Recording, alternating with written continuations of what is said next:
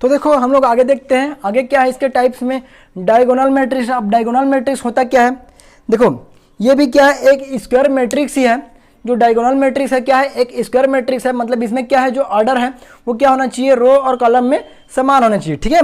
तो हम लोग क्या करेंगे, डायगोनल मैट्रिक्स में क्या करेंगे, अपने पास जैसे कि मैं लिखूं कि A इज इक्वल टू, क्या लिखूंगा मैं, A इज इक्वल टू ए आई जे, और क्या हो जाएगा M क्रॉस, यहाँ पे N नहीं होगा M होगा, ठीक है।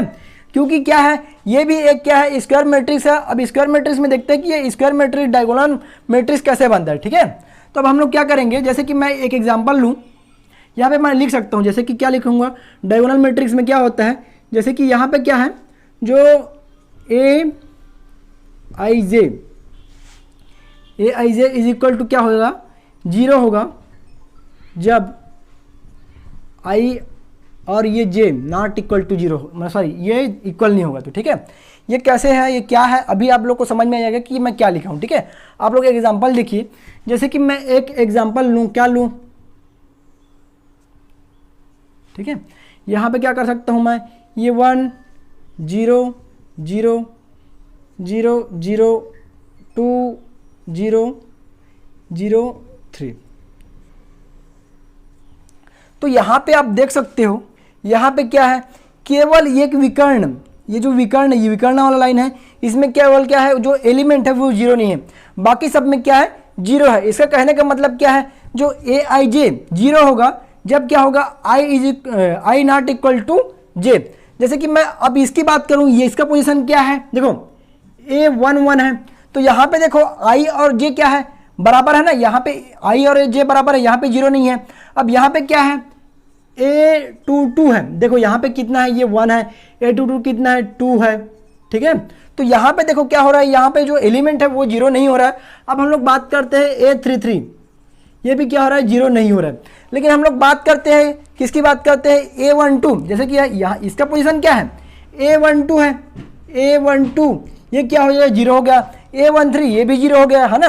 कहने का मतलब क्या है, देखो ये रो जो है और ये कॉलम है ना, ये रो और कॉलम, ये जो आई और जे है जब समान नहीं रहेगा, है ना, तभी क्या हो जाएगा, 0 हो जाएगा। इसीलिए मैं यहाँ पे लिखा हूँ ए आई जे इज इक्वल टू 0, जब कब होगा वो, आई नॉट इक्वल टू जे।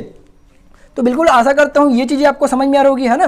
तो यहाँ पे जो डायगोनल मैट्रिक्स है उसकी एक विशेषता है कि केवल क्या रहेगा, एक लाइन में रहेगा, विकर्ण में रहेगा, जो नंबर है वो नॉन जीरो रहेगा, 0 नहीं होगा, ठीक है।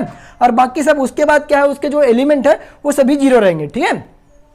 अब इसके बाद हम लोग देखते हैं स्केलर मैट्रिक्स। अब स्केलर मैट्रिक्स में क्या होता है, ये भी बिल्कुल सेम होता है, ठीक है। ये बिल्कुल क्या होता है, सेम होता है डायगोनल मैट्रिक्स के जैसा, लेकिन इसमें एक अंतर क्या है, जैसे कि यहाँ पे क्या है, ये 1 2 3 है, यहाँ पे क्या है, जो नंबर है अलग अलग है, लेकिन यहाँ पे क्या होता है, जो सभी नंबर होता है वो एक समान होता है। जैसे कि मैं यहाँ पे लिख लूँ, यहाँ पे क्या हो जाएगा, यहाँ पे जैसे देखो जो यहाँ पे लिखा है वो वही होगा, और यहाँ पे हम लोग लिख सकते हैं, ये क्या लिख सकते हैं, एग्जाम्पल के तौर पर ए इज इक्वल टू 2 0 0 0 2 0 0 0 2, ठीक है। ये क्या है, 3 क्रॉस 3 का, ये क्या है, स्केलर मैट्रिक्स है। आप 2 क्रॉस 2 का भी बना सकते हो, कैसे बना सकते हो, ए इज इक्वल टू क्या हो सकता है, 2 0 0 2। तो यहाँ पे देखो केवल क्या है, विकर्ण में क्या है, केवल ये नॉन जीरो है, और वो भी क्या है, सेम है। सेम, जब सेम रहेगा तो उसी को हम लोग क्या बोलेंगे, स्केलर मैट्रिक्स बोलेंगे, और जब सेम नहीं रहेगा, जब इस फॉर्म में रहेगा तो उसको क्या बोलेंगे, डायगोनल मैट्रिक्स बोलेंगे, ठीक है। तो आप लोग एक चीज याद रखिए कि सभी अधि जो अवयव है स्केलर मैट्रिक्स है वो क्या हो सकता है, डायगोनल मैट्रिक्स हो सकता है, लेकिन सभी डायगोनल मैट्रिक्स क्या हो सकता है, स्केलर मैट्रिक्स नहीं हो सकता। इस चीज को आप विशेष ध्यान दीजिए जो मैं भी स्टेटमेंट बोला, ठीक है। उसी प्रकार हम लोग क्या देखते हैं, अपने पास आइडेंटिटी मैट्रिक्स देखते हैं, तत्समक अवयव, इसी को हम लोग क्या बोल सकते हैं, यूनिट अवयव भी बोलते हैं, मतलब यूनिट मैट्रिक्स भी बोलते हैं, ठीक है।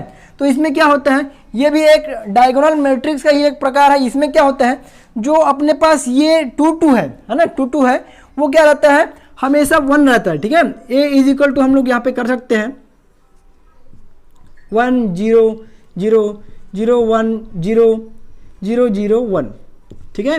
ये क्या है, 3 क्रॉस 3 का क्या है, तत्समक अवयव है, ठीक है। अब हम लोग ऐसे भी बना सकते हैं, ये क्या बना सकते हैं, 2 क्रॉस 2 का भी बना सकते हैं, क्या हो जाएगा, ये 1 0 0 1, ये क्या है, 2 क्रॉस 2 का हो सकता है, हम लोग 1 क्रॉस 1 का भी बना सकते हैं। कैसे होगा वो, A इज इक्वल टू केवल ऐसा लिखेंगे तो ये क्या है 1 क्रॉस 1 का, ठीक है। अगर हम इसको स्टैंडर्ड जो मैट्रिक्स फॉर्म लिखना चाहेंगे तो कैसे लिखेंगे, देखो हम लोग कैसे लिखेंगे, यहाँ पे हम लोग लिखेंगे A is equal to AIJ, क्या हो जाएगा यहाँ पे M क्रॉस M ही रहेगा, ठीक है। अब यहाँ पे क्या होगा, यहाँ पे देखो, यहाँ पे हम लोग क्या लिखेंगे AIJ इज इक्वल टू क्या होगा 1, 1 कब होगा, जब क्या होगा, जो I और J, देखो यहाँ पे भी 1, जो I और J की वैल्यू यहाँ पे 1 1 होगी, यहाँ पे 2 2, यहाँ पे 3 3, तो हम लोग लिख सकते हैं I is equal to J। जैसे कि हम लोग यहाँ पे बात कर रहे थे, देखो यहाँ पे क्या रहेगा, इसका पोजीशन 1 1 रहेगा, यहाँ पे कितना है ये 2 2 है, यहाँ पे कितना ये 3 3 है, तो मतलब यहाँ पे देखो ये क्या है IJ, ये IJ और ये IJ, तो मतलब क्या है जब समान रहेगा तब क्या रहेगा वो 1 रहेगा, ठीक है। और इसी प्रकार हम लोग क्या कर सकते हैं AIJ इक्वल टू 0 जब I not equal to J, और क्या कब ये अगर 0 होगा, कब ये 0 होगा, जब ये I और J नॉट इक्वल टू क्या रहेगा, दोनों मतलब समान नहीं होगा, तब ये क्या होगा 0 होगा, है ना। तो आशा करता हूँ कि ये सभी चीज़ें आपको समझ में आ रही होगी। अगर बिल्कुल आपको कुछ भी डाउट होगा तो बिल्कुल आप कमेंट बॉक्स में कमेंट करना ना भूलें ना, आप कमेंट करते रहिए आपको कोई भी डाउट आता है तो, ठीक है। इसी प्रकार आप लोग यहाँ पे भी लिख सकते हैं, हम लोग यहाँ पे लिखना भूल गए हैं, ठीक है। यहाँ पे भी हम लोग क्या लिख सकते हैं, A इज इक्वल टू हम लोग क्या कर सकते हैं AIJ M इंटू M, ठीक है। अब यहाँ पे हम लोग लिख सकते हैं AIJ is equal to K क्या है, जहाँ K यहाँ पे लिखते हैं हम लोग जब I is equal to J रहेगा, और यहाँ पे K क्या है, K लिख सकते हैं एक अचर संख्या है, अचर मतलब क्या नंबर है, कांस्टेंट नंबर, ठीक है। ये क्या लिख सकते हैं हम लोग अचर संख्या, ठीक है। अब हम लोग क्या क्या कर सकते हैं, यहाँ पे AIJ इज इक्वल टू 0 जब I not equal to J, तो ये अपने पास जो ये हम लोग किए हैं वो बिल्कुल सिमिलर है ना। यहाँ पे क्या है, जब दोनों समान रहेगा तो क्या आएगा, अब K की वैल्यू यहाँ पे क्या है, देखो यहाँ पे 2 है, वो 3 भी हो सकता है, 4 भी हो सकता है, 5 भी, मैं कुछ भी है यहाँ पे समान नंबर इक्वल नंबर ले सकता हूँ, ठीक है। इसीलिए मैं यहाँ पे क्या लिखा हूँ, K लिखा हूँ, और K क्या है एक अचर संख्या कांस्टेंट नंबर है, ठीक है। अब जब 0 कब रहेगा, जब I not equal to J रहेगा, जब ये क्या रहेगा I और J की वैल्यू समान नहीं रहेगी तब क्या आएगा 0 आएगा, ठीक है। तो इसी प्रकार इसे कुछ और टाइप बच गया है, उसको भी हम लोग देख लेते हैं। तो अपने पास एक और टाइप है, क्या है, जीरो मैट्रिक्स है, शून्य अवयव है ना। तब शून्य अवयव कहने का मतलब यही है कि यहाँ पे क्या है, इसके प्रत्येक एलिमेंट क्या रहेंगे, शून्य रहेंगे, चाहे मैं कोई भी ऑर्डर का मैट्रिक्स ले लूँ, चाहे 2 क्रॉस 2 का ले लूँ, ठीक है। ये क्या एक शून्य अवयव है। और मैं क्या ले सकता हूँ, 3 क्रॉस 3 का ले सकता हूँ, यहाँ पे क्या है 0 0 0, ठीक है। ये क्या है एक शून्य अवयव जिसके प्रत्येक एलिमेंट क्या रहेंगे, जो रहेंगे। जैसे कि मैं 1 क्रॉस 1 का भी ले सकता हूँ, कितना रहेगा ये 0, तो यहाँ पे इसका ऑर्डर लिख लेता हूँ 2 क्रॉस 2, 3 क्रॉस 3, ये क्या हो जाएगा 1 क्रॉस 1। तो अपने पास इसके बाद एक और टॉपिक देख लेते हैं, इक्वलिटी ऑफ मैट्रिसेस, अवयवों में समानता, ठीक है।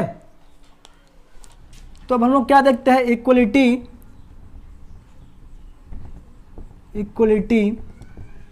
Of matrices.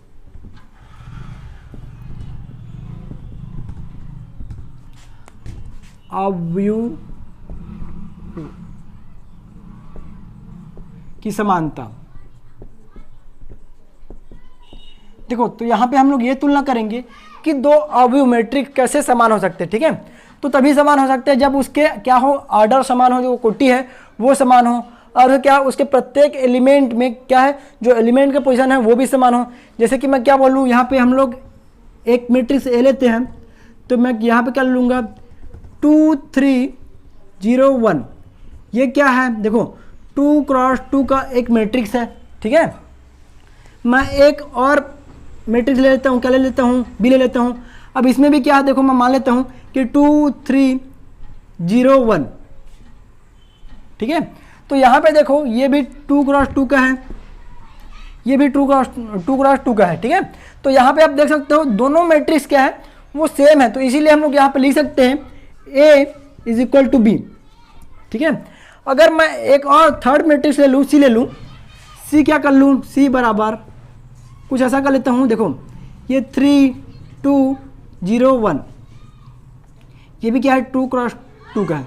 तो यहाँ पे देखो इसका कोटि तो समान है ना, 2 क्रॉस 2 का है, लेकिन यहाँ पे देखो इसका जो एलिमेंट का पोजीशन है ना, वो बिल्कुल चेंज है। तो यहाँ पे हम लोग आसानी लिख सकते हैं कि A इज इक्वल टू सी नहीं लिख सकते, क्योंकि ये दोनों मैट्रिक्स समान नहीं है ना, इसीलिए क्या होगा, ये नॉट इक्वल होगा। ठीक है, तो समान कब हो सकता है, जब उसके जो कोटि है, ऑर्डर है, वो समान हो, और उसके जो एलिमेंट है, प्रत्येक एलिमेंट का जो पोजीशन है और एलिमेंट समान हो, तभी क्या हो सकता है, जो अवयव है वो समान होगा, है ना।